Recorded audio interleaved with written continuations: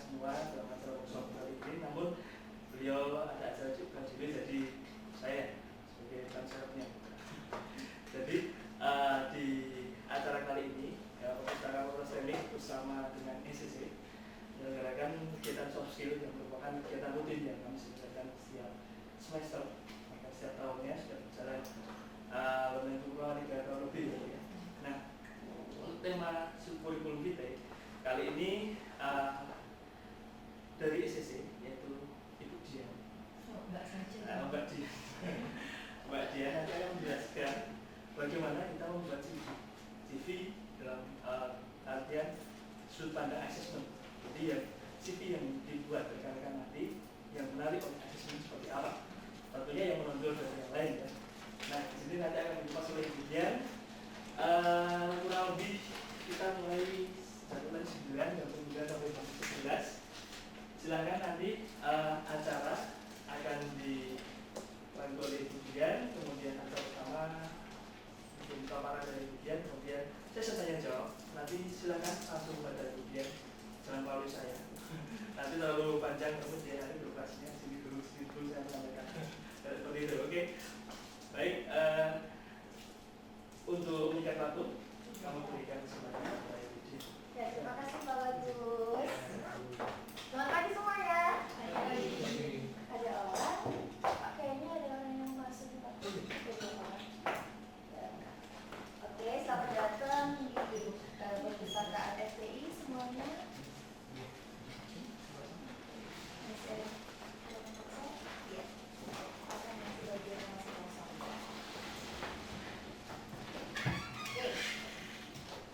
Sebelumnya saya mau bertanya di sini dulu.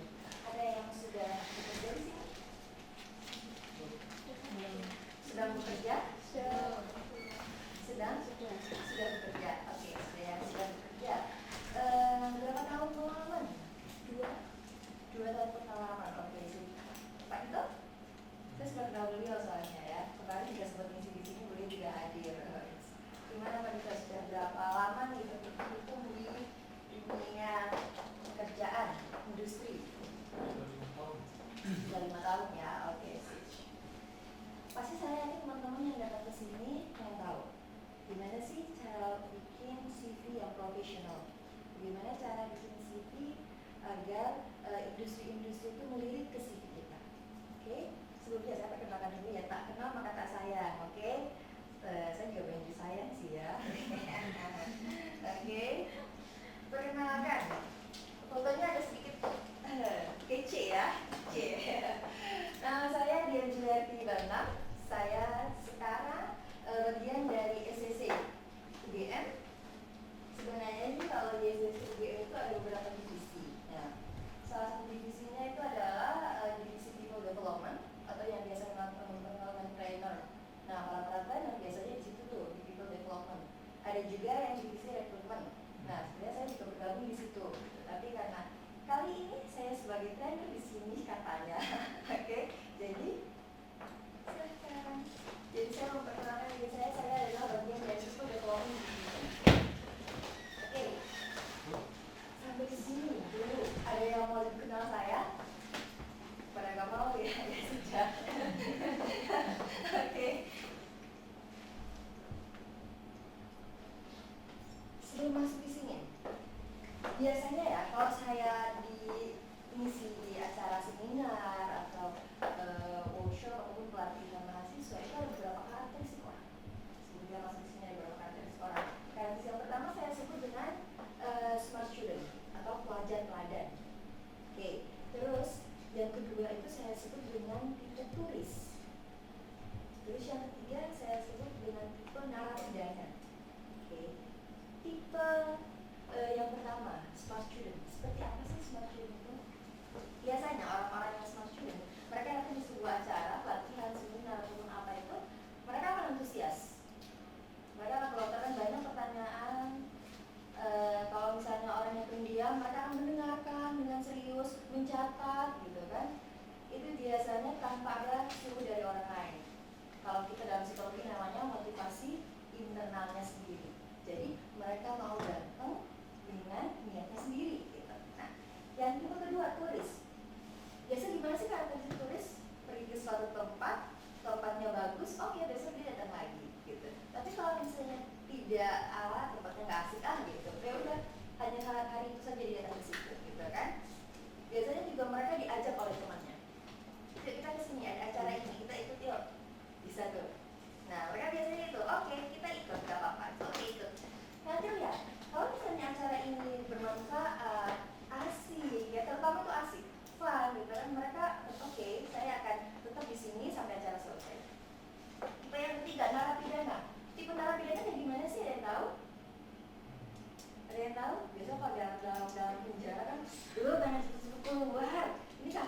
tulisannya dikit-dikit gadget, dikit-dikit gadget, gitu kan? Nah, itu adalah orang-orang yang biasanya gini, kalau datang itu udah dipakai sama temannya, udah datang aja, bermanfaat kok, insya Allah bermanfaat gitu. Pokoknya datang aja gitu, udah datang. Tapi belum sampai 10 menit, biasa konsentrasi kita kan 20 menit ya, gitu kan? Belum sampai segitu 20 menit udah, ya kapan selesainya sih, biasa gitu, oke? Saya yakin teman-teman di sini ada yang ikut tulis di sini? Nggak ada ya? Mungkin. Saya yakin tidak ada yang ikut narapidana di sini. Semoga, amin. Saya yakin di sini setengah smart student, oke? Nah, coba. Biasanya ini karakteristik smart student itu satu ini. Orangnya saya mau kasih resep, namanya resep, ya. Ya iyalah, Mbak, resep ya pasti resep, gitu kan? Tapi resep itu terdiri dari re, se, dan p. Oke? Re itu apa? Responsif. Ketika misalnya saya bertanya atau saya mengajukan pertanyaan, langsung berjawab. Tanggap. Saya bilang seperti itu. Oke? Saya mau coba. Biasanya kalau smart student mereka itu responsif. Saya mau coba nih di sini apakah semuanya responsif atau tidak. Oke? Ini hari apa? Selasa. Dengan cepat yang menjawabnya. Oke? Selasa. Tanggal berapa? Bulan apa? Oktober. Oke. Ujian saya pakai warna apa? Iya, oke. Ujian saya pakai warna apa? Oke. Celana saya pakai warna apa? Oke, sip. Jadi semuanya sudah responsif, insya Allah. Biasanya itu juga mereka semangat. Tipenya adalah semangat. Pas saya bilang semangat, tadi yang nggak senyum, sekarang senyum. Gitu ya. Menunjukkan bahwa dia sedang semangat. Tapi biasanya kalau saya juga mengisi di sebuah acara seminar atau pelatihan biasanya ya, saya selalu mulai dengan ice breaking. Dan orang-orang yang semangat biasanya semua sekali dengan ice breaking. Kalau saya minta teman-teman semuanya berdiri kita ice breaking. Oke.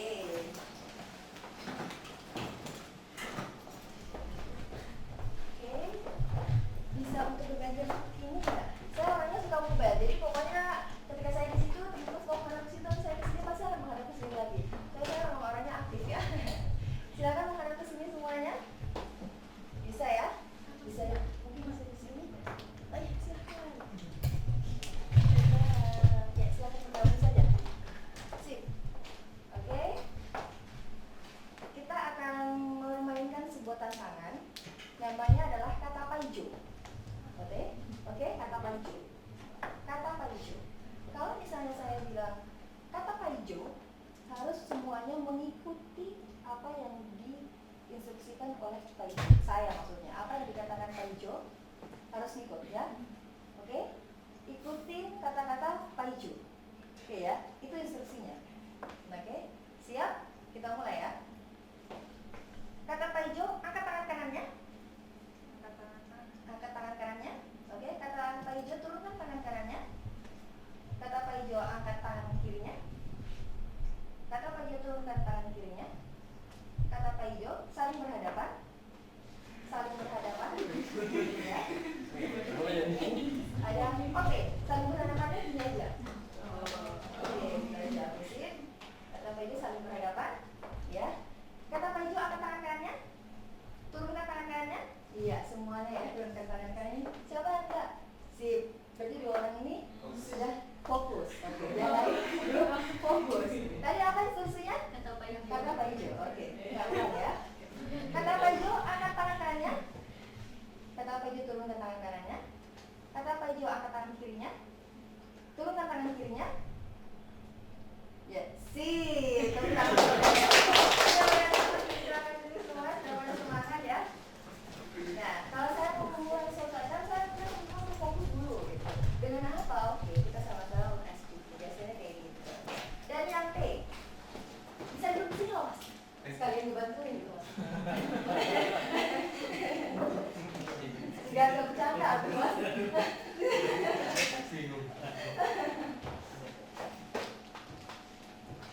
Iya, oke.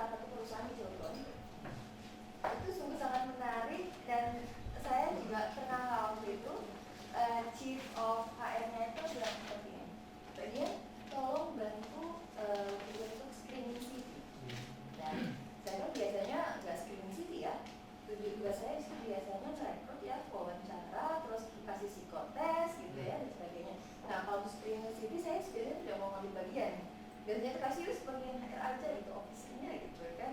Tapi itu diminta coba Mbak Dian untuk screening CV. Saya screening CV bersama beliau sebagai HR-nya.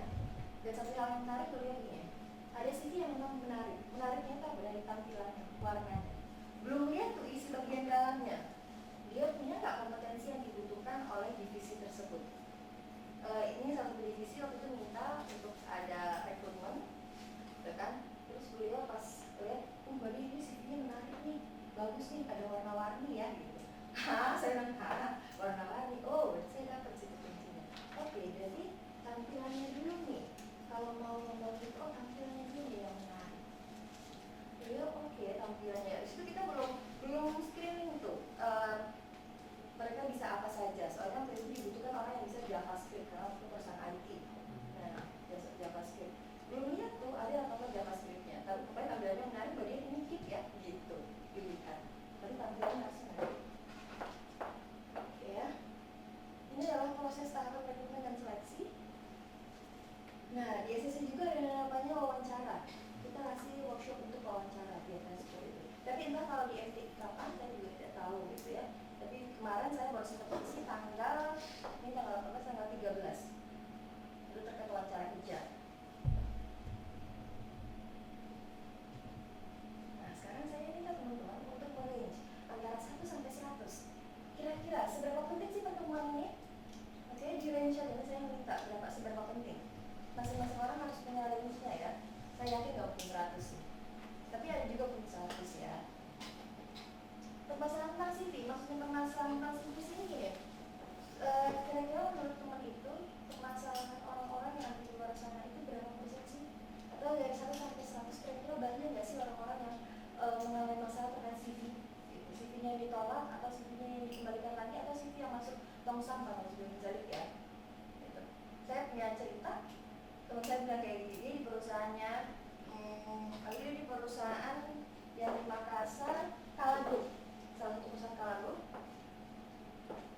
Dia bilang kayak gini, kamu kenapa? Saya bilang, ya sudah kamu daftar aja di sana gitu kan.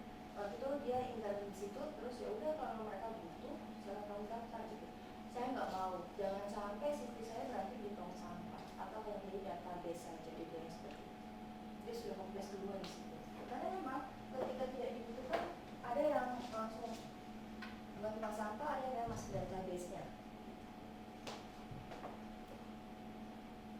Saat ini pengetahuan tentang CV teman-teman berapa di range, kemudian harapannya setelah pertemuan ini berapa sih pengetahuannya? Oke, sudah? 30 detik cukup lah ya untuk range ini. Karena saya mau tanya nih, seberapa penting sih pertemuan ini? Saya minta untuk Mbak 90. Oke, 90, sip. Ada yang lain? Di bawah 90, di bawah 90, di bawah 90? 70, oke? Permasalahan tentang CV ya, biasanya orang yang kreatif ya. Kreatif, oke. Permasalahan tentang CV 80%.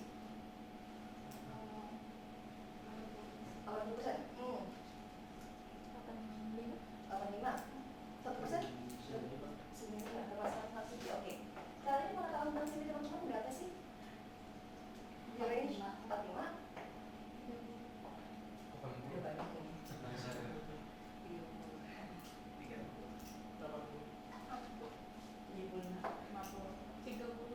Oke, sip. Sudah ya? 70. Oke. Harapan setelah pertemuan, siapa yang mau menjawab? Sebenarnya ini berapa? Mbak 100% Mbak. Amin. Mudah-mudahan ya Allah bantulah. Gitu. Nah, jadi kalau CV itu juga sangat memegang peran penting. Apakah kamu besok akan dipanggil untuk interview atau tidak? Nanti ada gimana sih resume yang bagus itu? Oke, fakta di lapangan seperti ini. Ternyata kalau untuk online counseling, jadi kita di SCC itu ada namanya online counseling, ada namanya offline counseling. Nah, online counseling itu teman-teman bisa masuk dengan sign in kalau masalah itu untuk di SCC. Jadi permasalahan apa bisa teman-teman konsulingkan di situ. Ini untuk online counselingnya.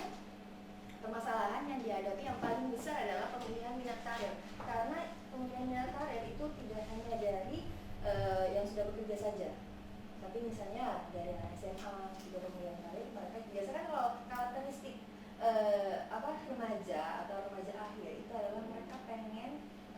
ketika memang ada masalah mereka tidak mau tatap muka, mereka lebih senang online.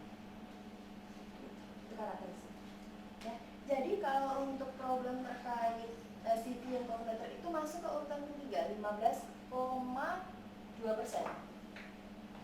Masuk ke urutan ketiga. Yang keduanya apa? Menghadapi wawancara. Masih masuk ke urutan ketiga gitu dari beberapa hal ini. Terus kalau yang untuk offline counseling sama, urutan ketiga juga 16,0%. Ini untuk offline counseling, untuk cover letternya, permasalahan yang sering dihadapi. Mereka sering konsultasi terkait hal-hal ini. Oke. Sekarang saya mau nanya nih untuk teman-teman, kenapa sih sampai berkas kita tidak lolos? Oke, kalau memang ini benar, saya minta teman-teman angkat tangannya seperti ini, kemudian ketok lidahnya bilang masuk akal. Oke, kalau memang permasalahan ini memang sesuai, tepat. Kenapa sampai tidak lolos berkas atau tidak dievaluasi? Siap ya, angkat tangannya terus nanti bilang masuk akal. Oke, siap ya. Apa orang-orang yang memiliki sifat pelajar teladan harus responsif dan semangat. Yang pertama, tidak memiliki kompetensi yang dicari. Benar nggak? Oke. Terlalu panjang CV-nya. Karakteristik saya kurang sesuai dengan pekerjaan yang dicari. Semuanya. Salah data. Maksudnya salah data itu gini. Memasukkan cover letter itu, misalnya ya, perusahaan X dia daftar. Tapi dia tulisnya perusahaan Y. Ada yang kayak gitu. Bisa jadi? Masuk akal. Oke, kurang menarik CV-nya. Ada kandidat lebih baik. Masuk akal. Pesimis banget. Mbak nggak ngerti mbak. Mungkin takdir kali. Oke, inilah Pak asesmen yang di lapangan. Oke, sekarang ini dari Career Builder. Iya benar, Career Builder dari ini. Kenapa sampai CV itu ditolak? Ada 3 hal ini. Dari tata bahasanya, grammarnya. Kebanyakan menggunakan saya. Saran saya adalah langsung pakai verb, langsung pakai kata kerja. Misalnya kalau sudah ada tulisannya, biasanya kalau di bawah CV itu, misalnya bekerja sebagai asesor. Tidak harus pakai saya membuat job deskripsi, nggak harus. Langsung melakukan atau membuat job deskripsi, merancang job deskripsi, langsung. Dan terus penggunaan kata yang redundant, misalnya dan, terus atau, itu dihindari. Langsung poin-poin, itu benar dari tata bahasanya ya. Ada juga yang salah, misalnya tidak, tulisnya itu TDK, melakukan MLKN, ada yang kayak gitu. Berani ya. Kompetensi atau job desk, biasanya itu mereka tidak menuliskan kompetensi atau job desk-nya. Biasanya seperti itu. Minimal kita harus menuliskan apa yang kita lakukan, walaupun yang sedikit, ditulis poin-poinnya. Seperti itu. Terus ada tampilan CV. Tampilan CV yang saya bilang, menari terlalu panjang dan sebagainya. Para recruiter itu membutuhkan waktu kurang dari 5 menit. Ada yang 6 detik melihatnya saja sudah bisa menentukan mau di hire atau di tolak. 6 detik. Ada yang bisa 30 detik. Saya melakukan survei, biasanya saya nanya ya, berapa menit sih biasanya gitu kan. Kalau recruiter yang baru biasanya kurang dari 5 menit. Nah kalau ada para manajer sudah bisa menentukan orang ini layak atau tidak, orang ini berbohong atau tidak di dalam CV-nya. Itu minimal 5 detik. Itu kalau manajer yang istilahnya udah beberapa lama di dunia recruiter atau namanya recruitment spesialis. Jadi walaupun 6 detik saja untuk melihat. Jadi saya bilang sekitar 30 detik atau minimal 6 detik kebohongan dalam CV itu bisa dideteksi. Melebihkan keterampilan yang dikuasai, melebih-lebihkan tanggung jawab yang diemban. Oke. Terus tanggal kerja yang biasanya, kalau misalnya tidak tahu tanggal kerja ya sudah ditulis saja tahunnya atau minimal bulannya. Kalau tanggalnya nggak tahu, yang ini nggak usah ditulis. Terus nama jabatan. Nama jabatan ini misalnya gini. Kalau saya misalnya sebagai rekruter, gitu kan. Nah, ditulis sebagai, sebenarnya bisa saja ditulis HR spesialis. Itu memang bagian dari rekruter, itu bagian dari HR, gitu kan. Tapi sebenarnya kalau sudah ada nama yang mengatakan, ditulis saja, misalnya rekruter. Lebih spesifik gitu biar orang tahu. Gelar akademis. Gelar akademis, misalnya belum selesai magister, ya itu udah ditulis nih, misalnya gelar magisternya tapi belum selesai, nah itu sangat dihindari. Oke. Bisa nanti untuk di CV itu memberikan kesempatan bagi rekruter mengenal diri kita. Oke. Kalau misalnya ada yang bertanya langsung ya, langsung saja. Oke. Calon karyawan untuk tahap wawancara. CV itu merupakan first introducer atau pengenal pertama. Kita memperkenalkan diri kita pertama kali. Itu adalah dari CV kita. Kalau mau bertanya langsung ya, saya mau bertanya. Oke. So yang kita lakukan adalah bangun first impression dengan CV kalian yang menarik, semenarik mungkin. Yang menarik seperti apa sih Mbak? Nanti kita lihat dulu nih ada berapa jenis CV. Kalau ini berdasarkan pencarian pekerjaan. Mencari pekerjaan tertentu yang ditujukan pada berbagai perusahaan. Mencari misalnya sebagai akuntan. Nah, CV-nya dia itu dia bikin langsung kasih masuk ke perusahaan ini. Itu satu CV semuanya. Untuk mencari pekerjaan. Kalau yang one for one ditujukan pada satu perusahaan saja.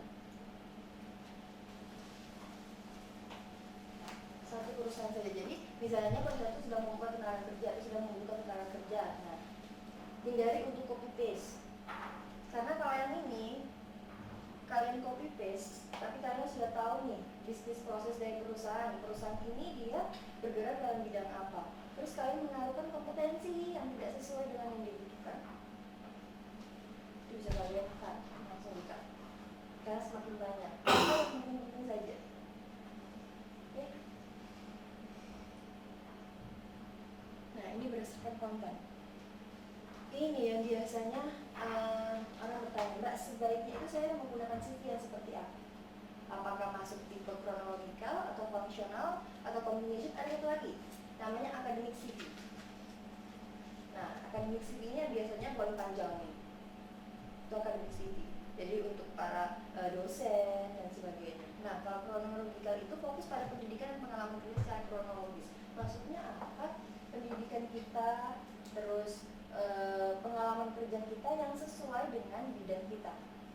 Secara kronologi ditulis dari yang paling saat ini pekerjaan saat ini sampai minimal 5 tahun, maksimal 5 tahun. Maksimal 5 tahun, 5 atau sampai 7 tahun lah. Jadi kalau misalnya sudah lebih dari 10 tahun, mungkin tidak usah dicatat. Karena apa? Nanti bikin CV kita semakin panjang. Oke, itu kronologikal. Kalau fungsional itu untuk keterampilan. Misalnya gini, yang ini cocok untuk fresh graduate ya. Misalnya keterampilannya yang dia tulis saja, pengalaman organisasinya, yang bisa menjual dia lah. Untuk fungsional, ini juga biasanya dipakai untuk orang-orang yang biasanya bekerja tapi tidak sesuai dengan background pendidikannya. Bisa digunakan untuk fungsional. Bisa digunakan. Kalau kombinasi keduanya, tapi kalau kombinasi ini untuk orang-orang yang sudah. Nah, kalau untuk kombinasi ini lebih cocok pada orang-orang yang senior. Jadi ini boleh lebih dari 2 halaman kalau untuk kombinasi. Tapi mereka ini memang sudah punya banyak pengalaman. Selain pengalaman, mereka juga dapat achievement. Nah, kalau yang ini achievementnya yang diutamakan, functional CV. Jadi misalnya kalian punya penghargaan apa, kalian punya pencapaian apa, itu functional CV. Kalau chronological ini lebih fokus ke pendidikan kalian, pengalaman kerja kalian yang berhubungan dengan background kalian, atau yang masuk ke industri yang sama. Biasanya kalau bidang psikologi masuk ke bidang psikologi, akuntan masuk ke bagian-bagian akuntan itu langsung. Jadi untuk karirnya itu semakin nampak nih dia. Ada pertanyaan sampai sini? Belum ada? Oke. Ini untuk komponen CV. Dari style dan juga konten. Misalnya konten. Oke, tampilan, format, terus fontnya, panjangnya atau page-nya berapa sih? Biasanya page itu maksimal adalah 2 untuk kita.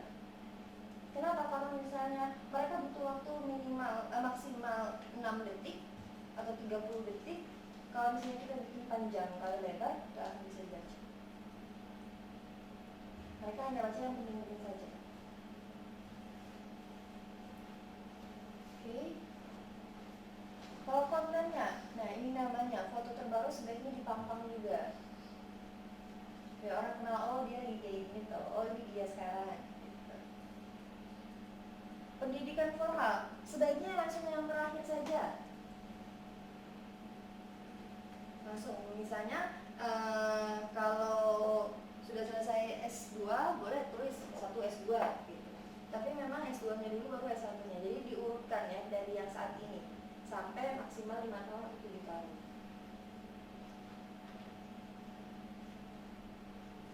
Pengalaman dan pencapaian pendidikan informal. Pengalaman pendidikan informal itu misalnya pelatihan, kursus yang teman-teman ikutin.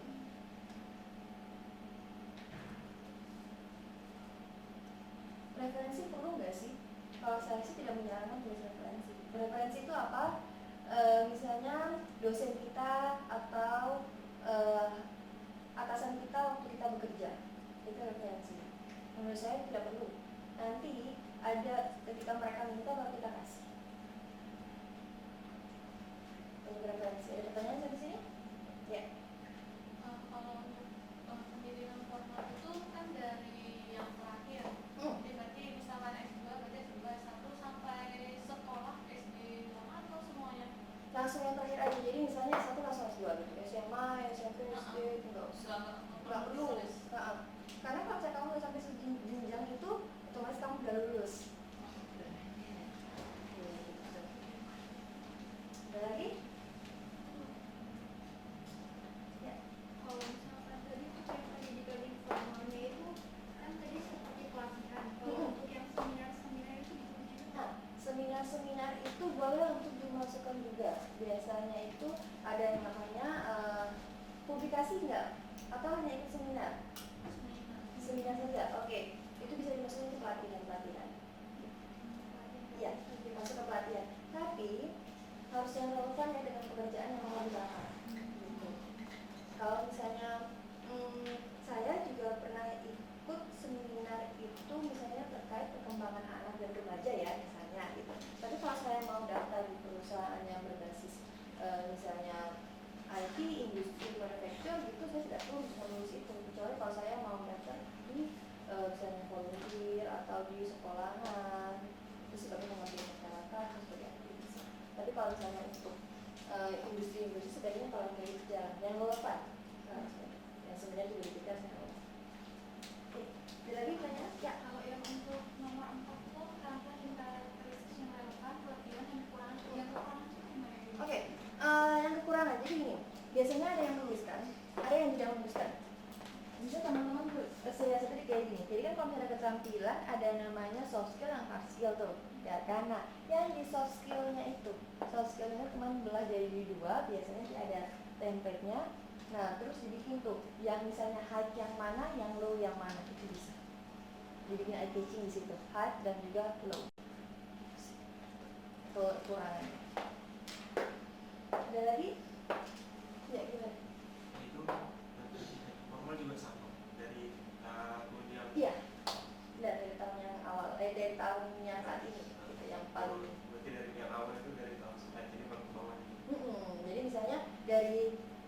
tahun ya, 2016, dari tahun 2016 nanti 2015, 2014 dan seterusnya. Minimal maksimal pokoknya 5 tahun aja ya pakai. Ya. Itu yang kekurangannya lebih baik ditulis atau enggak? Jadi gini, ada memang yang diminta, ada yang tidak diminta. Kalau memang CV-nya teman-teman ini yang langsung CV yang nanti dikirimkan gitu ya, personal teman-teman sendiri dikirimkan, itu mending langsung ditulis gini, misalnya karakteristik ada hard skill dan soft skill. Nah, soft skill itu teman-teman range, biasanya agensinya kayak gitu, di range saja. Ini saya punya contoh CV, di range misalnya masuk kategori apa, masuk kategori apa. Jadi bisa dilihat di situ, dia tidak perlu menyebutkan bahwa itu kekurangan kita. Misalnya teamwork, kita pakai skala 4 misalnya ya, misalnya ya contoh aja, teamwork kita pakai skala 4, kita kasih di 1 nih. Nah, itu maknanya orang bisa tahu, oh berarti ini dia kurang gitu, bisa kayak gitu. Itu mensiasati tampilan, mensiasati kata-kata yang harus kita gunakan banyak. Ada pertanyaan? Oke. Organisasi, pengalaman organisasi, Ya, kepanitiaan. pengalaman organisasi, kepanitiaan bisa ditulis juga. Itu memang perlu juga untuk ditulis ya. Sini saya masuk ke pengalaman nih. Nah, pengalaman ini bisa pengalaman kerja, pengalaman organisasi. Yang ini ya pengalamannya. Gitu. Untuk pengalaman organisasi bisa apa aja atau harus yang relevan dengan perusahaan? Yang relevan Misalnya, dengan perusahaan ya? saya mau daftar ke manufaktur, saya cantumkan juga pengalaman organisasi di mana nggak relevan. Oh gitu. Maaf, mau nanya dulu, Mas fresh graduate Iya. atau sudah kerja? Fresh Fresh graduate. graduate. Nah, kalau fresh graduate tadi yang kita bisa pakai ini ya. Nah, ini yang kita lihat tadi ini. Nah, kalau chronological CV itu biasanya orang yang relevan dengan itunya, dengan backgroundnya. Itu yang di highlight itu sebaiknya adalah pendidikannya dan pengalaman kerjanya. Nah, kalau yang fungsional ini cocok untuk fresh graduate nih. Yang kita highlight apa? Prestasi pencapaiannya dan juga pengalaman organisasi yang itu. Itu yang fungsional.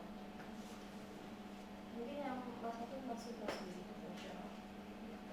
Nah, kalau yang ini communication itu tadi, ini yang saya bilang ini untuk senior yang sudah punya banyak pengalaman dan juga sudah punya banyak prestasi. Jadi yang bisa kita lihat adalah dua hal ini, dua ini. Dan ini maksimal pengalaman adalah 2. Oke, ada lagi pertanyaan? Berarti kalau fresh graduate sebaiknya organisasi yang tadi mungkin cantumin semua atau apa? Tidak ada relevan ya waktu itu ya? Iya maksudnya. Ya, nggak ada yang relevan satupun? Ya maksudnya ya kayak tadi mau daftar ke perusahaan Manufaktur. manufaktur gitu, tapi saya pengalaman di rumah gitu dicantumin atau enggak di situ. Pekerjaannya? Yang dilamar? Engineer. Karena kita fresh graduate, perusahaan akan mengetahui bahwa oke, dia fresh graduate. Biasanya boleh saja dicantumkan untuk pengalaman organisasi. Tapi itu ya masih boleh saja untuk dicantumkan. Karena itu juga bisa jadi salah satu bahan pertimbangan. Kalau kemarin saya dapat informasi, ada yang saya pada wawancara, jadi kamu mau nggak untuk di bagian yang ini, tapi dia daftarnya di bagian yang lain.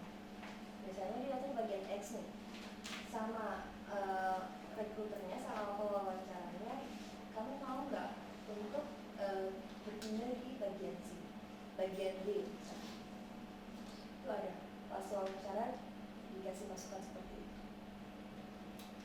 Terus yang rekruternya bilang bahwa karena dilihat dari pengalaman kamu, dilihat dari karakteristik kamu, kamu lebih cocok untuk di yang bagian ini. Ada yang seperti itu. Fungsinya video untuk mencantumkan segala bisa mengalami organisasi, achievement adalah itu. Oke, ada pertanyaan lagi? Ada ya.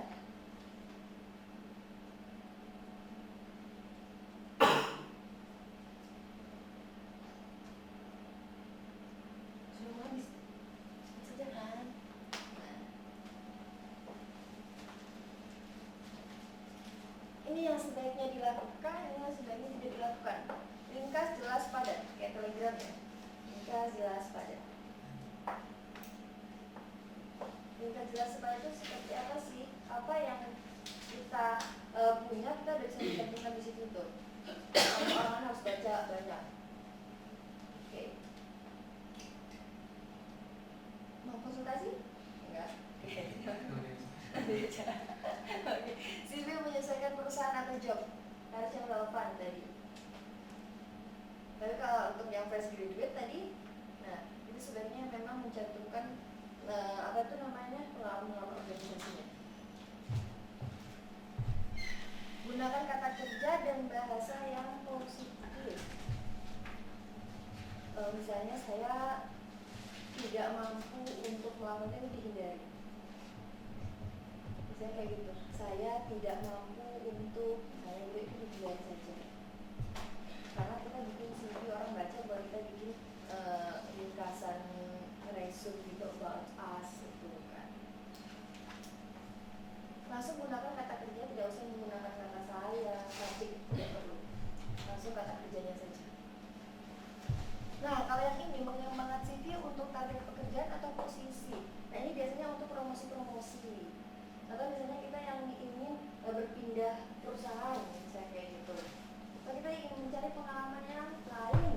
Nah, ini bisa untuk mengembangkan CV. Jadi setiap kita melakukan hal apa, kita harus update terus CV kita. Biar orang tahu nih. Oke, dia dalam bidang ini saja ya dia terlibat, misalnya gitu. Oke, dia juga pernah di IT, walaupun dia psikologi, dia juga pernah di IT, oh bisa.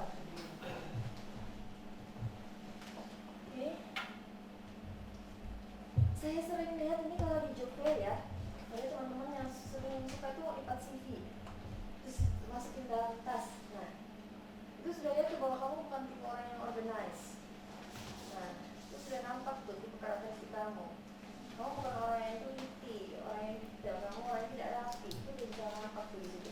Sudah bisa melakukan asesmen awal kita sebagai recruiter. Informasi gaji yang tidak relevan, misalnya gini. Nanti ada kalau misalnya teman-teman mengirimkan CV ke salah satu perusahaan, ya, kemudian perusahaan itu mengembalikannya itu dengan ada form. Mereka punya form CV sendiri atau nama mereka sebut dengan form interview. Nah, di situ baru ada tuh misalnya gaji sebelumnya berapa, terus penghargaan yang diterima apa. Itu mereka punya template sendiri, saya tunjukkan. Itu ada.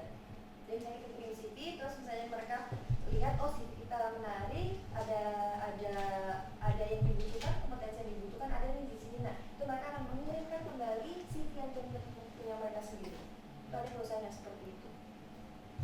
Tapi biasanya itu perusahaan-perusahaan yang tidak membuka lowongan yang besar. Kalau misalnya perusahaan-perusahaan yang membuka lowongan besar, itu biasanya langsung mereka menggunakan misalnya jasa recruiter. Itu langsung di screening dari situ, langsung masuk ke proses wawancara psikotes. Kecuali ini perusahaan-perusahaan yang membuka lowongan pekerjaan sendiri. Jadi mereka tidak menggunakan jasa recruiter. Itu biasanya mereka mengirimkan balik.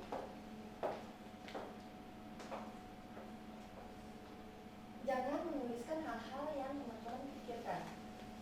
Saya pikir saya bisa untuk melakukan ini. Misalnya asesor ya, tapi saya belum pernah misalnya saya belum pernah terlibat untuk saya HR tapi saya belum pernah terlibat untuk proses pengembangan organisasi, misalnya untuk bikin job desk ya, misalnya untuk bikin job description.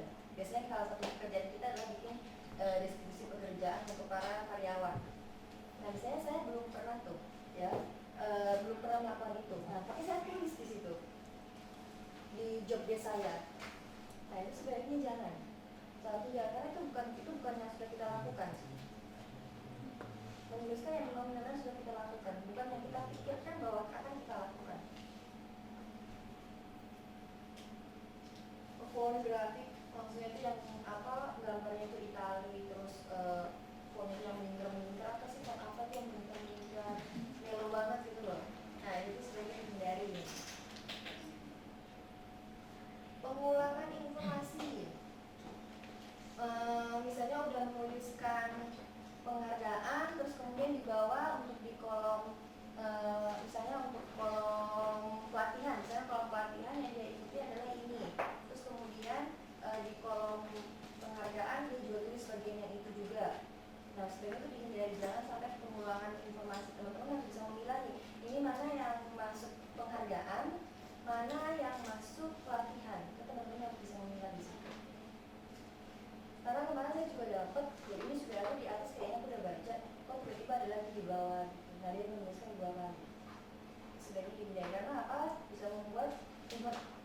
sebenarnya itu tidak terlalu penting, tapi informasi-informasi penting jadi nggak masuk di situ.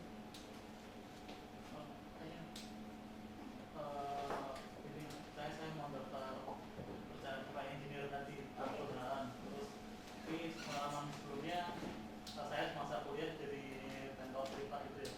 Nah, kan gajinya kecil.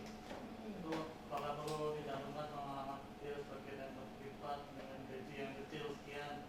Terus karena saya dapat kiriman CV balik dari perusahaan mengisi form yang dia berikan gitu, ada ekspektasi gaji misalnya, itu pengalaman juga sebelumnya juga ada.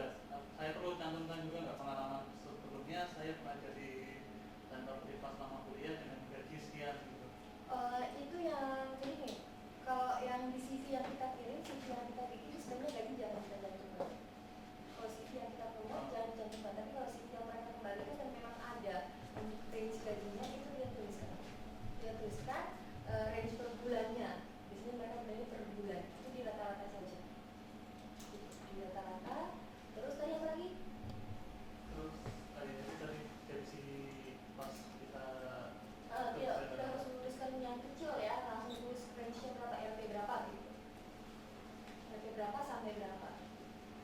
Jangan hanya hitung uang bersih yang kita dapat, tapi misalnya uang makan, terus uang itu juga kita harus rata-rata gitu. Jadi biasa meningkatkan. Nah kemudian kan nanti ada range gaji tuh, range gaji yang kita minta. Nah itu nanti standarnya UMR-nya di situ atau nilai di situ. Karena tersebut duit ya. Ada lagi? nanti evaluasi. Bawa CV-nya? Oh, sip. Keren. Ada yang bawa CV di sini? Sip. Nice. Sudah? Ada lagi yang mau bertanya? Nah, ini untuk formatnya. Harus konsisten. Jadi kalau misalnya biasanya kan ada orang yang tulis tanggal dulu nih, tanggal dulu baru titel jabatannya apa, baru organisasinya.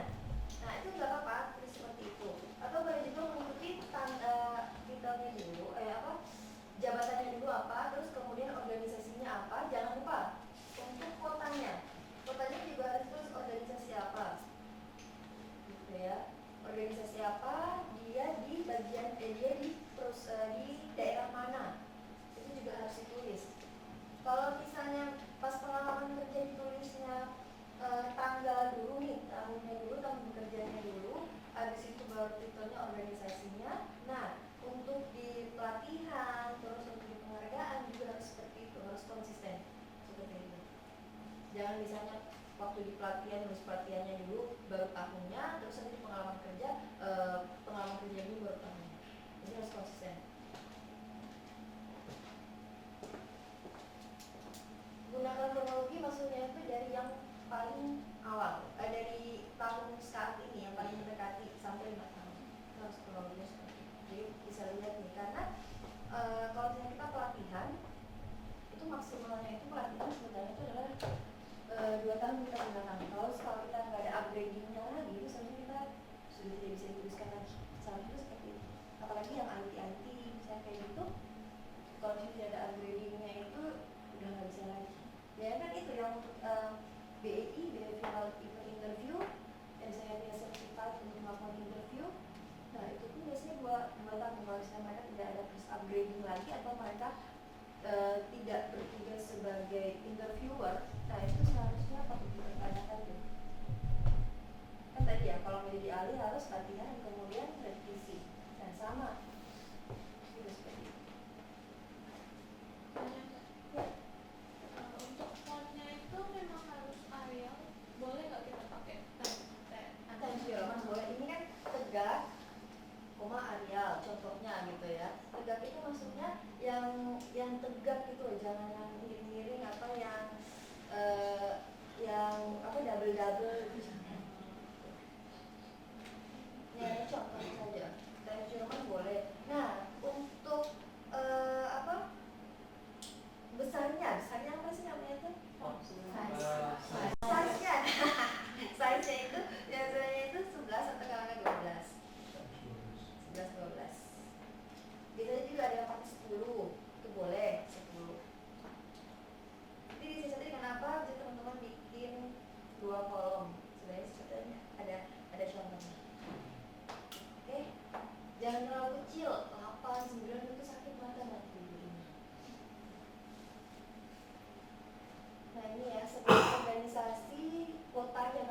untuk ditulis kotanya. Misalnya kalau Universitas Ahmad Dahlan atau Universitas Islam Indonesia, nah itu ada beberapa tuh, jadi harus Universitas Islam Indonesia, Yogyakarta, atau UGM, Yogyakarta. Jangan lupa untuk menuliskan kotanya.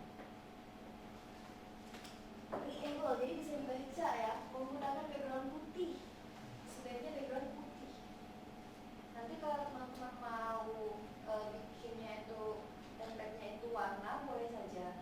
Boleh, tapi background itu harus putih. Biar dia juga rapi, bersih. Nah, untuk ini kan yang untuk profesional ya. Kalau misalnya teman-teman yang mau didesain, ya untuk daftar di bagian desain, ada nggak sih? Nggak ada ya? Nggak ada ya? Oh, desain, oke. Yang untuk desain itu lebih paham gimana caranya bikin CV yang nampaknya bagus, banyak itu ya. Jadi bisa bikin bentuk brosur kayak gitu. Nah, itu juga lebih keren itu di situ. Itu boleh kan warna-warna, tidak hanya putih di situ, tapi jangan backgroundnya itu yang sudah ada gambarnya. Nah, itu sebaiknya dihindari. Nah, sudah ada gambar itu ditimpa lagi dengan gambar, orang nggak bisa baca jadinya. Satu atau dua lembar, ada yang bilang kayak gini, kalau yang 2 lembar itu sudah profesional. Tapi kalau saya 2 lembar itu tidak apa-apa. Karena kalau 1 lembar saja itu lihat bahwa belum ada banyak pengalaman, sebaiknya sih 2 lembar.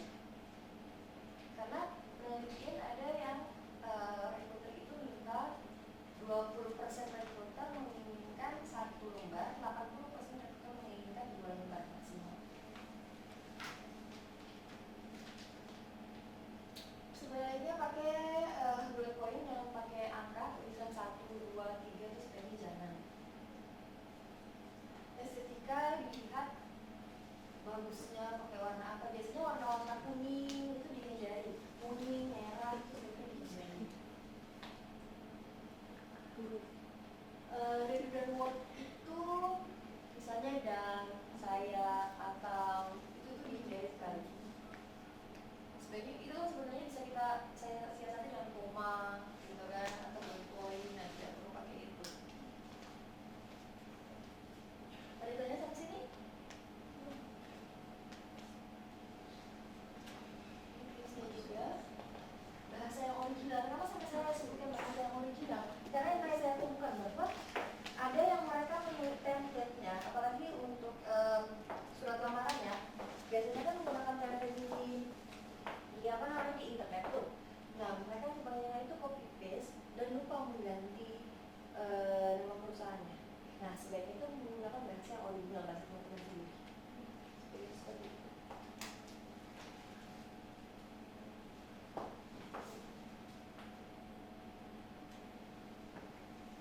Maksimalkan halaman. Jadi kan kita sepakati sini 2 ya, 2 maksimal 2. Itu disiasatinya gimana sampai bisa dapat 2. Biasanya kalau untuk karakteristik nggak cukup di bawah gitu kan, kita bisa tulis di samping-sampingnya. Yang bawah CV?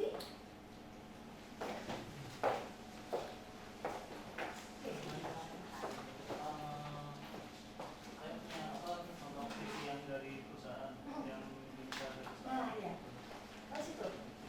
Saya punya juga. Saya punya juga sih. Ini sama ini kira-kira teman-teman tertarik yang mana nih bacanya? Oke ya. Nah, sebenarnya kalau yang kayak gini, ini bisa disiasati dengan menggunakan langsung 2 kolom ya.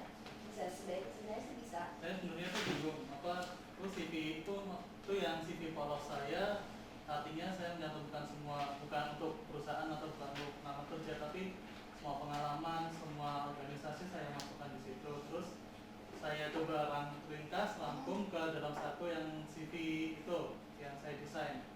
Nah itu ada evaluasi nggak? Maksudnya apa aja sih yang harus dimasukkan, apa aja sih yang harus dibuang, apa aja yang harus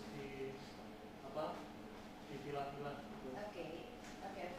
Jadi yang ini ya, kalau yang putih memang sebenarnya kita punya CV yang mencerminkan semua karir kita. apa? Kalau misalnya kita mau melamar di perusahaan X yang membutuhkan beberapa keahlian kita bisa ringkas. Kita bisa, oh kita udah ingat nih, oh ini, karena ingatan kita itu cuma berapa lama sih gitu kan, nggak mungkin tahu banget gitu. Dan jadi dengan ini memudahkan kita untuk memilah-milah. Oh misalnya di perusahaan X untuk kompetensi ini berarti yang C, D-nya tidak dibutuhkan, hanya A dan A, B, E saja yang dibutuhkan. Nah, itu bisa kita masukkan ke sini, misalnya kayak gitu. Udah, jelas ini. Terus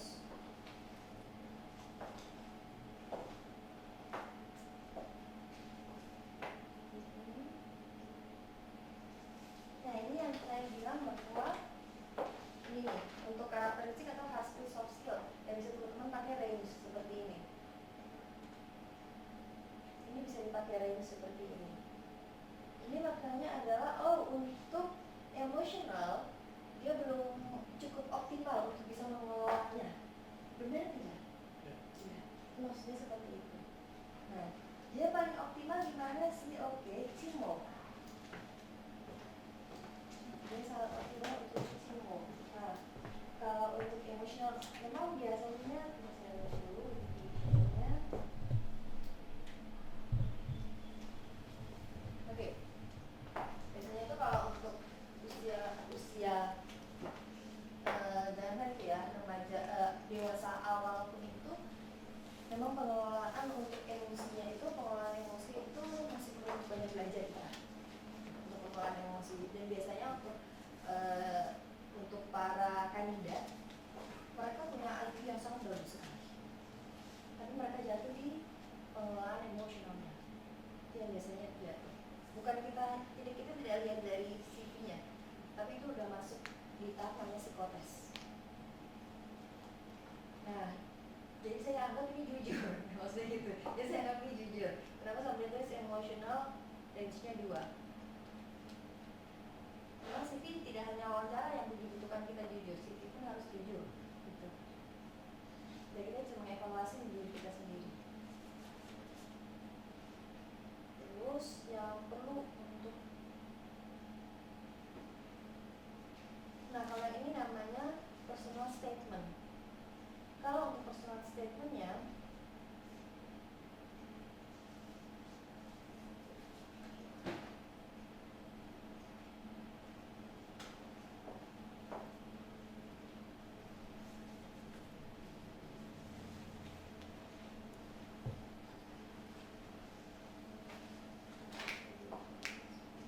ini dari tahun 2014 ya, 2013 ya?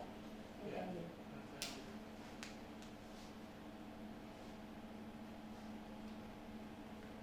Ada yang mau mengomentari untuk ini? Biasanya itu Lihatnya sampai pertama yang kuning, kalau saya sih nggak suka. Masih menjreng. Sebenarnya yang gini-gini bagus nih, warna-warna soft. Gitu. Terus tulisannya terlalu agak sedikit padat.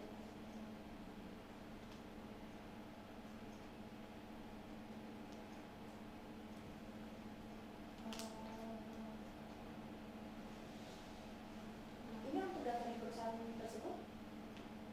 untuk apa, untuk yang cara Secara umumnya.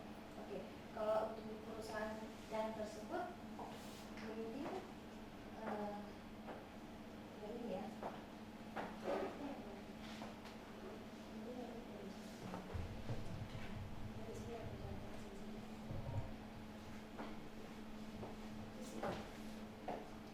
Ada lagi pertanyaan? Ya. Kalau untuk penulisan itu Poin-poinnya itu ada jeda. Satu boleh, asal yang ada poin-poinnya itu harus dikasih jeda. Jadi jangan terlalu mepet banget. kalau 1,5 itu masih tidak bagus atau terlalu Jadi nanti kita tidak bisa memaksimalkan, kecuali kalau memang kamu tidak terlalu banyak yang mau ditulis, gitu kan? Pengalaman tidak terlalu banyak itu boleh bisa. Gitu. Ada lagi? Ya. kalau untuk CV itu memang harus bahasa Inggris atau boleh bahasa Indonesia? Bahasa Indonesia. Tapi yang paling apa yang menurut bermutu tuh yang pakai bahasa apa sih? Yang bermutu itu karena kita go internasional tergantung perusahaan apa yang mau kamu lamar.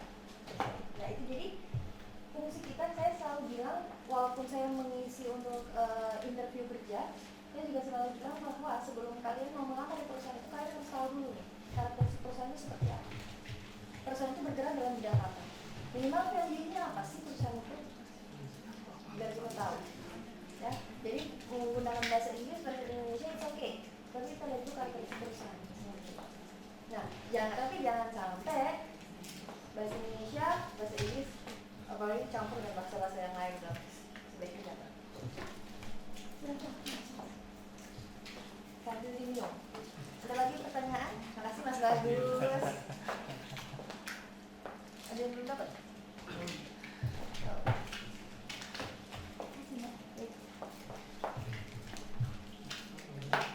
Untuk meringkas CV. panjang Gimana komunikasinya? Panjang banget ya? Iya. Iya. Yang fungsinya kita belajar sharing seperti ini adalah menambah pengetahuan. Jadi gini, untuk meringkas yang panjang banget itu kayak gimana sih? Oke, saya ada yang mau jawab? Ada yang mau bantu jawab? Ada yang mau bantu jawab? Oke, Mas. Gimana? Iya, tadi kita sharing ya, sebaiknya mendengarkan juga dari orang-orang. Gimana? Ambil ya? Ambil yang penting sampai sesuai dengan apa yang mau kita. Iya, oke. Kalau punya Mas Dida itu tadi saya sebutkan bahwa sebaiknya kita punya CV yang memang sepanjang hidup kita punya posisi apa, kita pernah mengikuti apa, itu boleh-boleh saja CV-nya. Mungkin boleh? Bebas ya? Nah, kayak gini, ini ada berapa lama nih? Karena Mas itu sudah sangat pengalaman sekali ya di bidang medical ya. Sudah sangat berpengalaman sekali, jadi memang CV-nya ini banyak. Tapi kalau saya lihat ya, sampai kecil-kecil gini ya. Ya. Nah, memang. Nah, karena beliau juga sudah sangat senior ya. Maaf ya. Jadi gini, Mas itu ada kalau sini saya lihat ada yang 2004 ya, ada yang 2004, ada yang 2003, iya kan? Mungkin CV yang sepanjang hidup gitu ya. Nah, ada yang namanya CV akademik, ada yang namanya CV akademik. Nah, ini tuh boleh yang relevan nanti, karena Mas itu saya lihat banyak bidang medical, juga banyak presentasi, simposium banyak ya. Nah, ini untuk CV akademik sangat bagus gitu ya. Tapi untuk pengalaman, biasanya CV akademik juga mereka minta itu 5 tahun, maksimal 5 tahun pengalaman. Karena apa? Siapa tahu ya tahun 2004 ini Mas Dito sudah ada upgradingnya di tahun misalnya 2011, saya kayak gitu. Nah kan sama saja, malah yang 2011 lebih terbaru, lebih mengikuti kebutuhan saat ini gitu. Nah kenapa sampai mereka minta sebaiknya yang 5 tahun atau 7 tahun maksimal. Ini bisa untuk diringkas saja. Lalu yang penting, terus udah nggak, maksudnya maaf ya, udah nggak zaman yang pakai kotak-kotak ini gitu, langsung saja. Misalnya ini langsung ini ya, nah ini kalau untuk elementary school ini jangan, nggak usah, saya nggak apa ya, saya ini ya. Nah terus yang ini untuk S2 nya sebenarnya taruh di atas itu, terus ini diurutkan dari yang paling tertinggi, yang paling terkini gitu ya, kekinian gitu, yang paling kekinian gitu kan. Terus dibikin, ini saya ada punya contohnya, misalnya magister ya, S2 Gajah Mada University misalnya gitu, terus tahunnya Gajah Mada University, Yogyakarta, terus tahunnya gitu. Langsung di bawah sini aja, jadi ini tuh bisa dimaksimalkan sebenarnya. Tapi kalau ini untuk akademik ya, kalau misalnya untuk mendaftar di perusahaan, tapi Mas itu biasanya kan dilamar. Biasanya dilamar loh ya. Lo mau nggak branding di sini ya? Ya, biasanya. Oke sih, ada lagi yang bawa CV-nya dan mau. Ya. Gimana saya kiranya cuma 1 halaman, jadi kayak seminar itu nggak dibikin apa Perusahaannya apa yang mau bilang? ya engineer juga. Engineer juga ya, seminarnya berhubungan dengan engineer Iya. Nah itu sebenarnya dimasukin. Oh, Gitu ya. Bisa kalau dimaksimalkan, bikin 2 saja, bikin 2 halaman itu boleh. oke. Sebenarnya 1 itu pun boleh juga, tapi nanti kalau yang lihat mepet banget ya. Kalau sekilas saya lihat tadi screen baca gimana, oke. Gitu. Termasuk. Mbak tanya, kalau misalnya kayak kan ada berbagai software gitu, terus habis itu kalau misalnya kan kita ada yang tingkatan-tingkatannya, misalnya kayak apa sih, kalau kalau di saya ada namanya Aspen gitu. Nah Oke. itu misalnya nggak tingkat jagonya itu baru setengah gitu. Nah itu juga harus ditulis Ini kayak apa nih? Ini apa nih? Untuk keterampilan. Keterampilan. Software Software. engineer. Berarti hard ya, berarti hard skillnya. Oke, kalau untuk hard skillnya itu biasanya ada yang menuliskan dia bisanya apa saja. Bisanya apa saja tuh. Dia perlu pakai yang range, bisa aja kayak gitu. Tapi untuk mempercantik mata gitu kan biasanya mereka kasih range. Bikin aja range 5, jadi kasih ke yang 3. Siapnya seperti Kalau misalnya nggak dikasih list, takutnya misalnya kayak ntar wawancara, oh ternyata nggak ahli-ahli banget gitu. nah itu sebaiknya sebelum satunya itu. Jadi kalau seperti Mas siapa maaf namanya Mas? Rwanda Yusuf. Panggilnya Mas Yusuf. Oke, seperti Mas Yusuf untuk emosionalnya dia mengantara 2 ya, benar, jujur di situ. Nah kita membaca 2 itu apa sebenarnya sudah cukup bisa mengelola emosi ketika berada di lingkungan yang mendukung. Itu kalau misalnya psikologi mengatakan seperti itu ya, sudah bisa mengelola tapi dalam situasi yang mendukung. Kalau misalnya situasinya tidak mendukung, dia bisa saja untuk emosional. Begitu. Nah, jadi memang sebaiknya menghindari itu, takutnya ini tidak biasanya karena kalau kuantitatif ya, kelemahan kuantitatif adalah kita tidak bisa nih mengira-ngira 3 itu maknanya apa.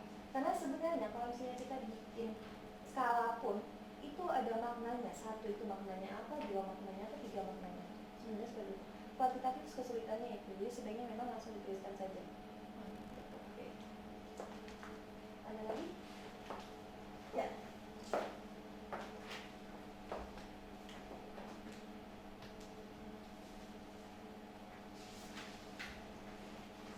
Ini sebenarnya bisa 1 ya? Iya, sebenarnya bisa 1. Ini fontnya berapa? 12 ya? Iya, 12 times Roman. Oke. Ketahuan bahasa Islam.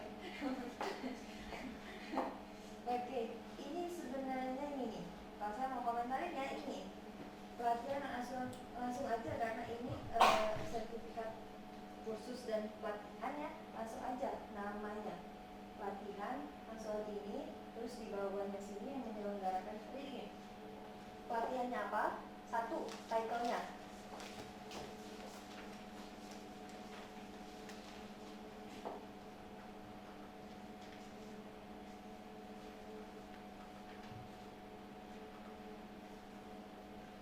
Nah, title-nya apa? Organisasinya apa? Kalau kayak ini ya, pelatihan asuhan persalinan normal ya.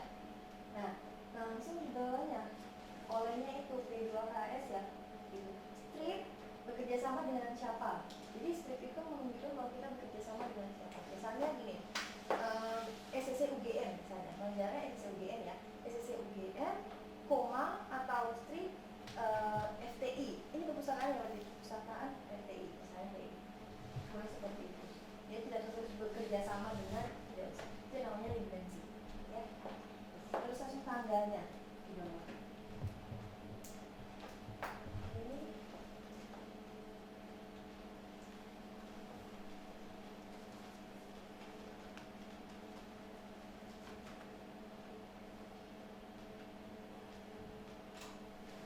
praktik kebidanan sama praktik klinik kebidanan beda ya? Oh sama. Iya. Nah, misalnya kemampuannya biasanya itu harus kemampuan praktik kebidanan klinikal. Kemampuan skill. Praktik kebidanan. Musuh masuk. Oke. Nah, misalnya praktik kebidanan. Dah, kita aja tulis seperti itu. Treatment ini masuk planning ya.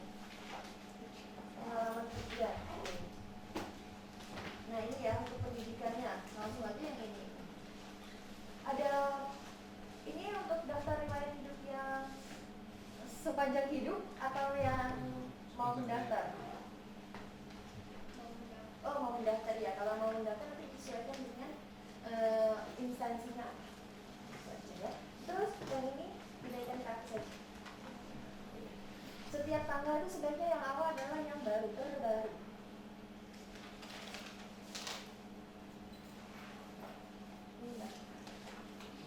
Oh iya, tadi saya ada CV dari perusahaan. Oh iya, coba ya kita sama-sama lihat. Apa mau selesaikan ini dulu? Tinggal satu atau dua, ya? Iya. Selesainya cuma dia tanya jawab. Dari tadi tanya jawab, Pak. Nah ini maksimalkan pengalaman.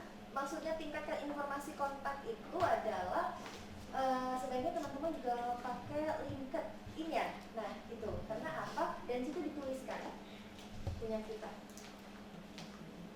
apa. Jadi kalau misalnya perusahaan melihat nih, apalagi perusahaan yang tidak membuka lowongan besar, mereka menggunakan jasanya mereka sendiri gitu, tidak menggunakan jasa recruiter. Nah itu biasanya mereka nanti nyari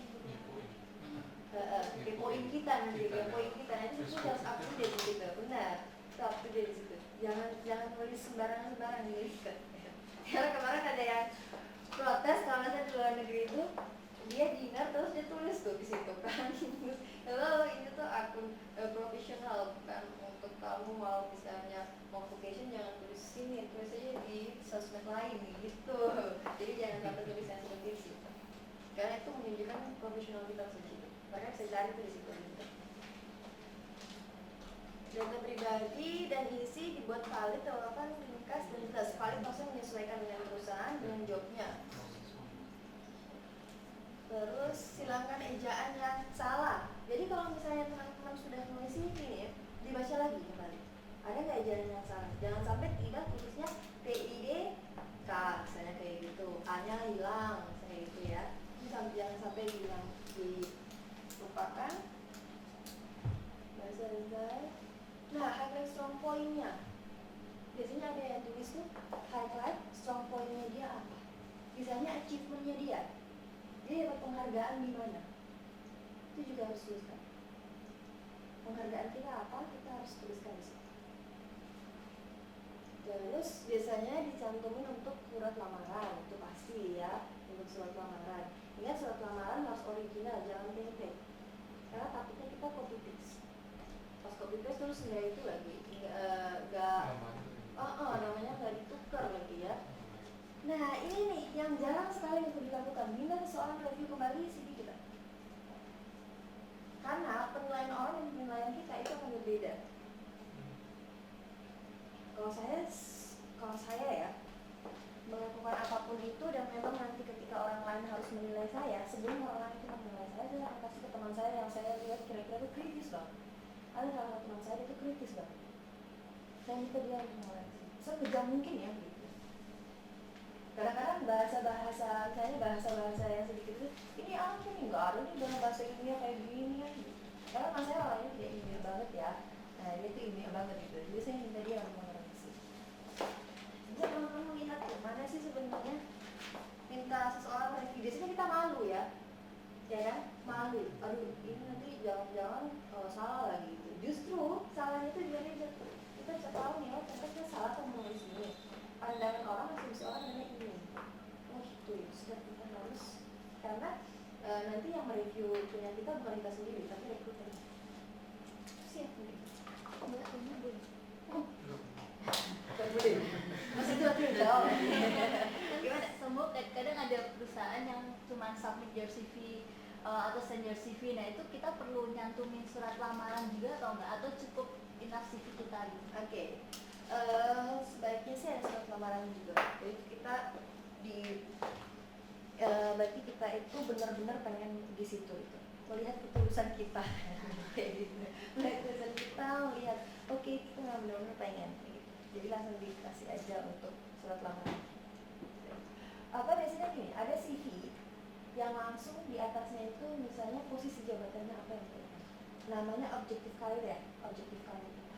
Bahasa Inggrisnya kayak gitu sih, kalau gaya banget ya, objective career. Yang mau kita inginkan apa, itu langsung dicantumkan. Nah terus juga langsung dicantumkan untuk perusahaan yang dilamar. Biasanya gitu dalam CV ada di bagian atasnya yang maksimalkan tadi ya pengalaman yang bisa kita pakai. Ada lagi? Ya. Kalau CV-nya dalam bahasa Inggris itu cover letter bagusnya bahasa Inggris juga atau bahasa Inggris? Berarti sih begitu, jadi konsisten.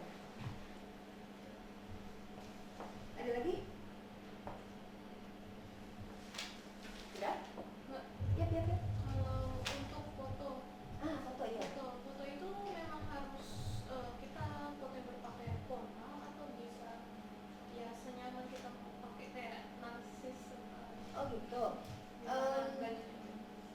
Tergantung nanti perusahaannya ya. Nah, tapi biasanya kalau saya asosiat itu biasanya pakai yang amannya adalah pakai memang foto formal kita. Karena kita pasti punya ya semuanya foto formal. Nah, sebaiknya itu yang dipakai. Gitu. Tapi ada misalnya kalau saya asosiat biasanya tuh lebih senang Mbak Dian kirimin yang kece dong, biasa kayak gitu. Ada yang tergantung ya mau jadi pembicara atau jadi apa gitu.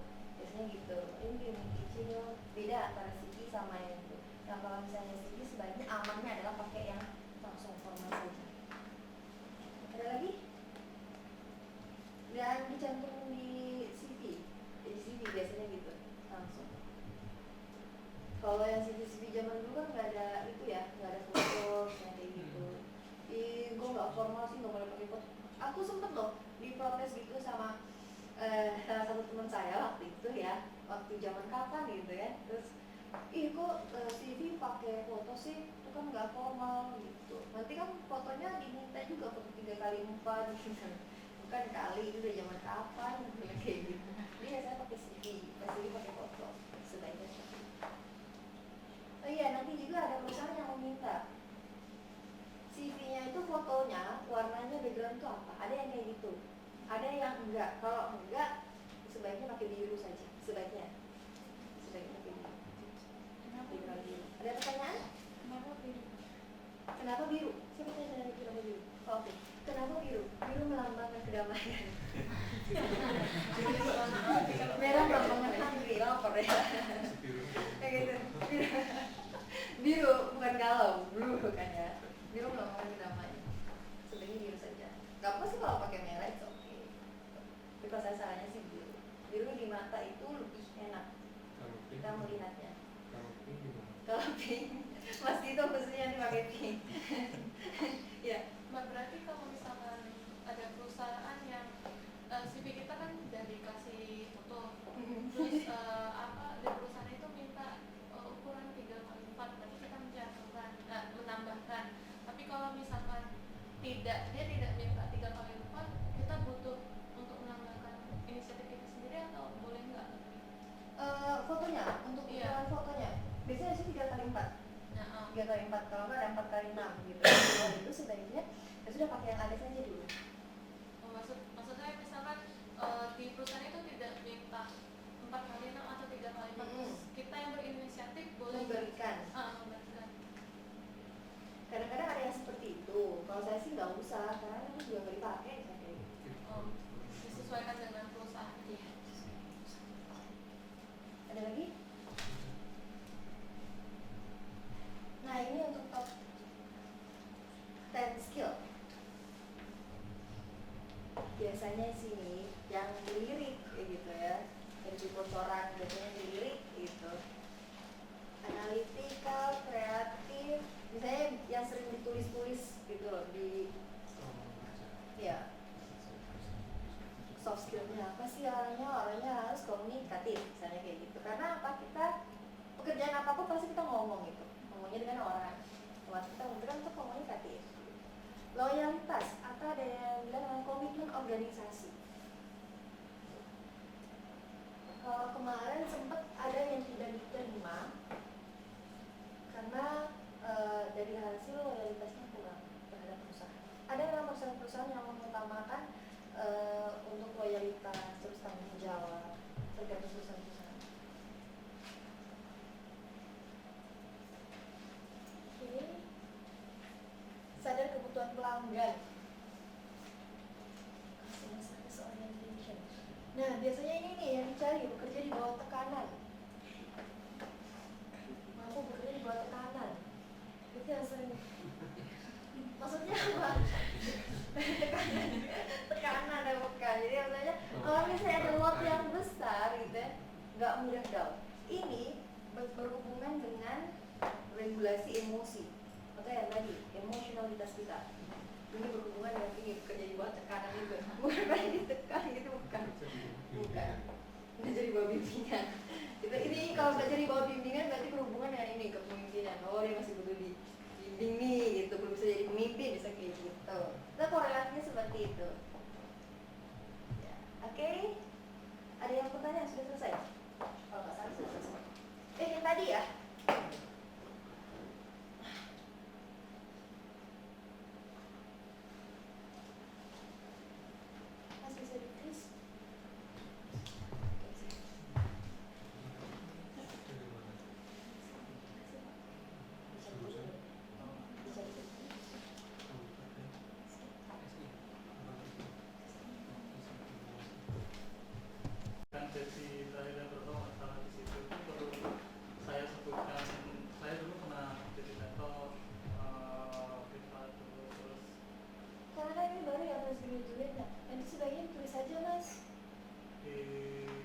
beserta gajinya juga.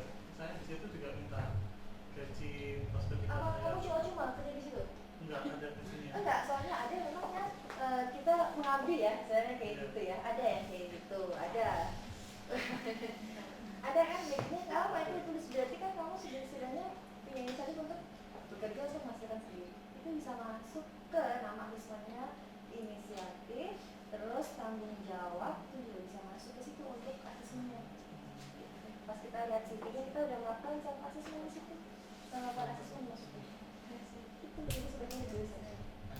Nah, terus gitu kan nanti malah CV-nya kosong gitu. Asisten praktikum, asisten dosen termasuk pengalaman bekerja. Iya, itu termasuk pengalamannya karena pengalaman kerjanya kita bekerja dengan orang, ya itu juga masuk loh itu. Itu bagaimana kamu sebagai pegiat ya, bagaimana kamu sebagai follower di sini. Kan ada pembimbingnya tuh, gimana cara kamu untuk nanganin, misalnya ada kan dosen-dosen yang hilang gitu ya. Nah, mereka curhat tuh. Jadi gitu, nah itu gimana kamu nanganinnya? Nah itu bisa melihat sisi emosional kamu seperti apa, terus timbul kamu seperti apa, itu bisa. Gitu. Oke.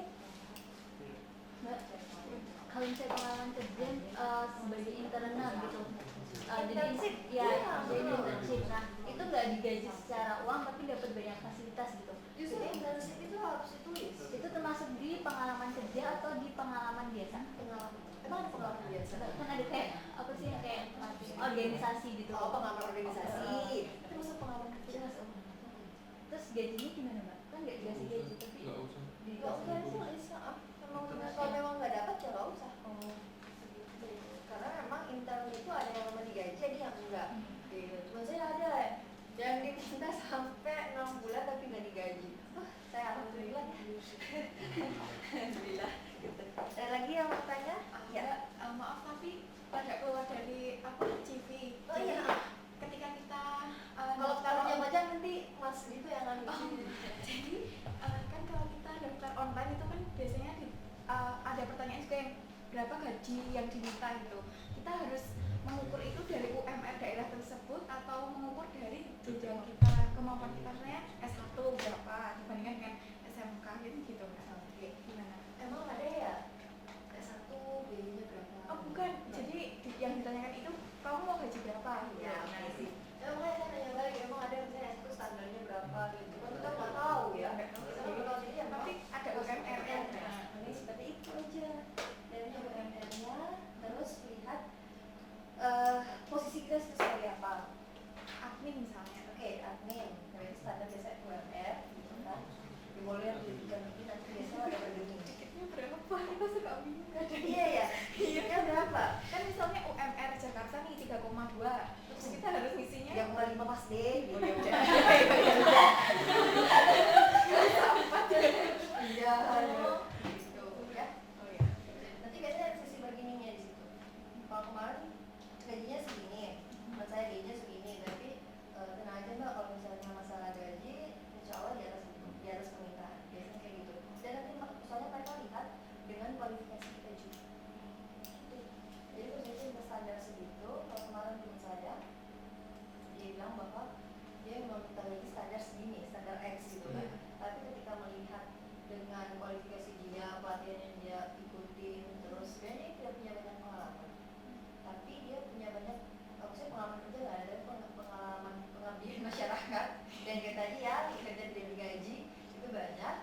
Nah, jadi di situ dikasih istilahnya, oke kalau masalah gaji kita tidak ada permasalahan. Kalau misalkan ditanya mau gaji berapa, terus kita jawab sesuai ringnya di sini, bisa nggak sih? Langsung itunya saja. Apa namanya? Nominalnya. Sebaiknya seperti itu. Tapi ada yang mengatakan UMR. Kalau saya sih langsung Indonesia. Karena di situ kita udah tahu. Pertama, saya tahu bahwa kamu mencari UMR di sini berapa. Soalnya ada kadang-kadang orang, saya nanya balik biasanya. Kalau misalnya oke, kamu ditanya gajinya berapa, terus kamu sudah berapa, kamu UMR sini berapa? Dia nggak tahu. Dia nggak tahu sama sekali. Atau kalau kamu mau sesuai UMR segini, kalau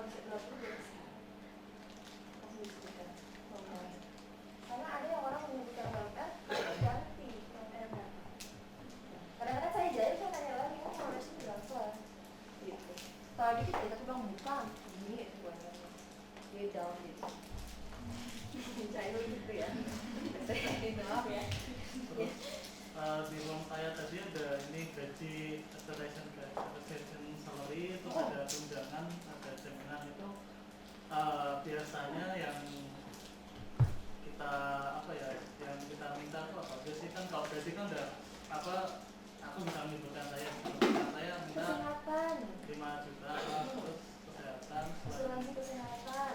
Kamu sebaiknya gini, cari nomor ini, itu tidak terlalu mendalami banget ya, tidak tahu informasinya banyak, tapi kalau nomor ini coba aku cari tahu yang sudah bekerja di sana atau cari di internet boleh. Itu biasanya fasilitas yang diberikan apa saja di situ. Nah, fasilitas yang diberikan apa saja, ada nggak pelatihan pengembangannya di situ? Takutnya nanti pas wawancara kamu ditanya, kenapa kamu melamar di perusahaan ini? Dan biasanya orang yang kalau ini adalah perusahaan multinasional yang bisa ini, gitu kan? Nah, tapi ternyata mereka tidak ada itu. Kalau kemarin ada yang lucu banget ya waktu saya kalau tanggal 13 kemarin waktu interview sesi interview gitu kan, dia itu perusahaan BUMN dan anak itu mengatakan bahwa karena perusahaan saya sebelumnya tidak ada pengembangan individu, tidak ada pengembangan individu. Terus rekruternya, kamu tahu di sini juga ada pengembangan individu? Kamu tahu di sini juga ada pengembangan individu? Jadi tidak ada diterima. Pas saran saya adalah sebelum kalian melamar, kalian mendalami dulu perusahaan itu seperti apa. Jadi tahu apa sih yang memang diberikan nanti. Ini juga bisa jadi nanti kalau untuk kamu jadi bahan untuk pas wawancara. Saya cari tahu dulu. Biasanya itu standarnya itu kesehatan, terus fasilitas rumah, transport biasanya seperti terus itu biasa. Ada lagi pertanyaan? Ya. Ketika dalam proses wawancara itu kan kita sering disuruh menyebutkan juga kekurangan dan juga kelebihan. Nah, kekurangan di mata psikolog dan HRD itu yang masih ambang batas ambang batas amannya itu apa aja sih gitu? Atau kita harus menunjukkan dengan jujur kekurangan kita begini? Kalau mau nanti ada sesi wawancara saya ya. Nanti ada ya kan ada sesi wawancara, ada sesi wawancara itu. Kita secara garis besar ya. Kalau mau mendalam silakan masuk ke sesi wawancara. Jadi gini, sejujur-jujurnya, tapi menggunakan rumus. Kalau saya biasanya kasih rumus. Kelebihan dan juga kekurangan rumusnya, ayo ikuti wawancara saya. Jadi gini ya, ada namanya rumus untuk kekurangan dan juga kekurangan ya. Sebenarnya sebutkan kekurangannya, tapi yang penting adalah usaha yang sudah kalian lakukan untuk menutupi kekurangan tersebut. Memang namanya juga kekurangan, otomatis dua kader. Namanya juga kelebihan masih melekat dalam diri, gitu kan? Tapi bagaimana cara action kita untuk meminimalkan kekurangan itu yang paling penting. Itu yang dilihat dari wawancara, dari sebenarnya gini, yang dilihat dari rekruter, yang dilihat dari rekruter atau interviewer adalah action kalian. Kita sebutkan dengan evidence. Kita sebut dengan evidence. Ada kan orang yang wawancara misalnya cepat, ada orang yang wawancara lama. Orang yang wawancara lama bisa jadi 20 menit, orang yang cepat juga bisa jadi 20 menit. Tapi karena saya juga sering melakukan wawancara, nah biasanya saya lama itu kalau orang-orangnya satu tidak komunikatif, dua saya gali evidence-nya gak nemu. Misalnya sebutkan tiga kelebihan dan 3 kekurangan. Orang paling sangat menutupi kekurangannya karena apa? Pengen baik di mata interviewer, pengen diterima. Tapi saya tidak, jujur ya, interviewer tidak mau kepo dengan kekurangan kalian ataupun kelebihan kalian. Tapi nggak kepo dengan itu. Mereka mau kepo dengan usaha kalian. Usahanya. Saya punya kekurangan misalnya tidak bisa untuk mengelola emosi, atau saya kurang optimal dalam, sebaiknya gini, menggunakan bahasa-bahasa yang positif. Saya kurang optimal dalam mengelola emosi, gitu ya. Tetapi selama ini yang sudah saya lakukan adalah saya mencoba, misalnya untuk meminta teman saya mengikuti training, boleh meminta teman saya untuk misalnya ketika saya ada marah nih, gitu kan, coba untuk disalahkan, bisa. Usahanya yang kita lihat. Itu tadi dari rumusnya sebenarnya. Rumusnya kalau itu fair, kalau yang satunya war. Fair itu apa, war itu apa, ikuti wawancara saya. Ya, saya kasih sedikit ya wacaranya. Kalau fair itu untuk kelebihan, rumusnya FAB. Nah, kalau untuk kekurangan, rumusnya adalah war. V WAR. Apa? Kalau WAR itu sebutkan weakness-nya, action-nya apa, result-nya. Result itu hasilnya. Saat ini yang saya rasakan apa? Setelah action saya itu, ya otomatis namanya kekurangan masih melekat memang. Gitu. Tapi setidaknya yang kita lihat adalah action-nya. Itu. Oke? Sip, ada lagi pertanyaan? CV. Ya.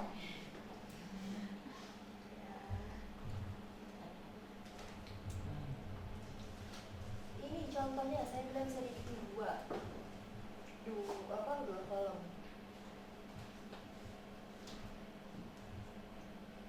Ini ya ini karena memang apa? Ayo silakan sip. Semoga sukses ya. Semoga sukses. Oh ya pasti siap. Ini gimana saya apa aja ya? Langsung lepas aja. Gak apa-apa ya. Coba tadi itu apa? Cara ini punya data kamu. Ya, sama-sama. Makasih juga ya sharing-sharingnya.